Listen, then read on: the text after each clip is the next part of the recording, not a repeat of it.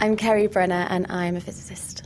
So I actually work with the most powerful and the most intense lasers in the world. I focus these laser pulses down to very, very small diameters and then focus them down onto an unsuspecting target, which is normally just a piece of foil, piece of metal or plastic sometimes. But the action of that super intense laser pulse coming into contact with that tiny target superheats it to the fourth state of matter, which is what we call plasma. It's beyond that of a solid, liquid and gas. It's what we call a plasma. It's a super, super hot state of matter, which is incredibly interesting to study. Lasers and plasma, it all sounds quite sci-fi. What's this actually useful for?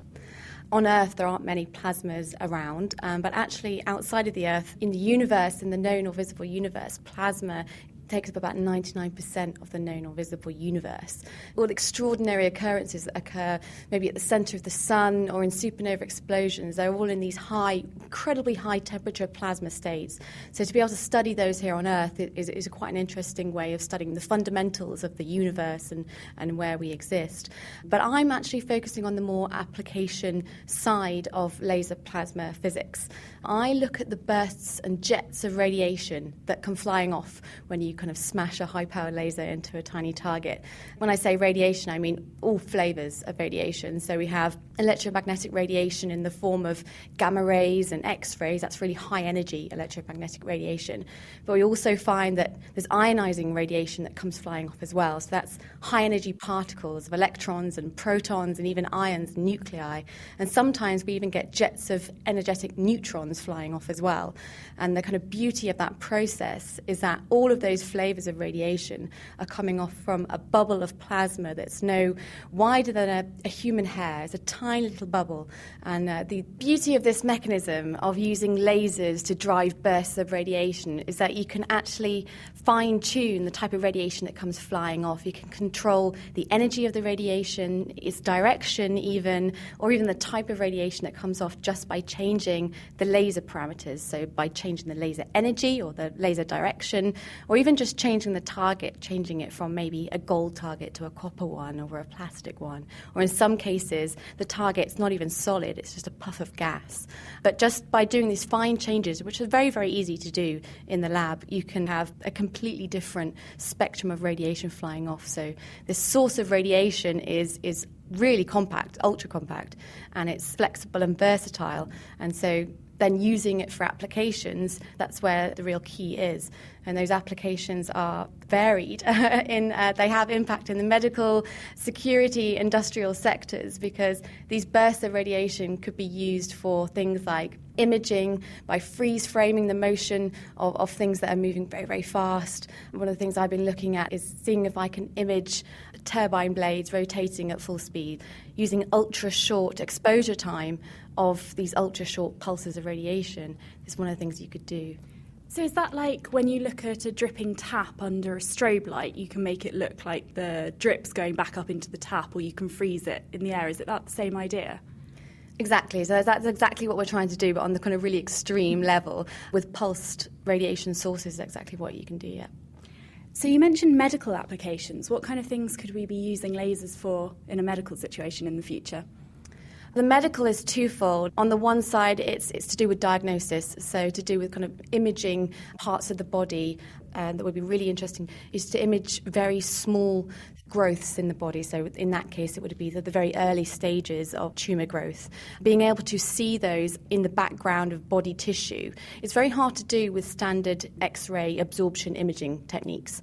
There's a kind of an advanced technique which is called phase contrast imaging, and it relies on the fact that if you have a really spatially coherent X-ray source, the way it refracts at the edges of different medium. So say like the medium of the cancer tumour will be slightly different to the healthy tissue around it. And the action of that coherent source travelling through causes the beams to overlap and so on. And where they overlap at the edges of that tumour, you get a really high contrast image. And so using this technique in the first instance, I know that people are looking at trying to image the early stages of cancer growth in breast tissue, for example. And that idea could be extrapolated to imaging in other parts of the body if we can get this mechanism under control and understand it fully. So would that be a kind of preventative measure that people will be scanned and you'd be able to pick up cancer much earlier? Or would it be for people you already knew had cancer and you wanted to see how it was growing? I guess both. I think that's when we have to hand it over to the radiobiologists and the medics. But I think the immediate thought is that being screening people in the early stages to pick up the calcifications, it's kind of early cancer growth, picking them up early because then they can be treated very easily. And that leads me on to the other application of radiation sources, and that's in the treatment. So one of the things that you can do with radiation sources, either X-ray radiation or even proton radiation, so positive particles, can be used to destroy cancers growing underneath the skin. Proton beams actually deposit their energy in a very, very different way to X-rays. They deposit their energy locally to wherever they're stopped beneath the skin, which can be controlled by their initial energy.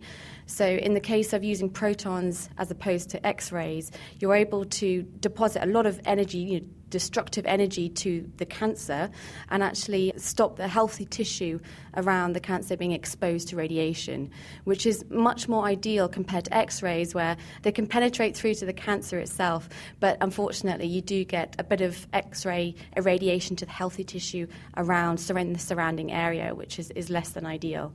One of the limitations to using that technique, it's called proton beam therapy or ion oncology, is the fact that the machines that you need to deliver these high energy proton beams are huge and they're very expensive. The upfront cost is on the order of 50 to 100 million pounds. They're not cheap machines to build and they're certainly not small to insert on the site of a hospital. So this application is crying out for a source that is compact and versatile and flexible. And if you remember, that's what I was saying, that laser plasma radiation sources are very good at being.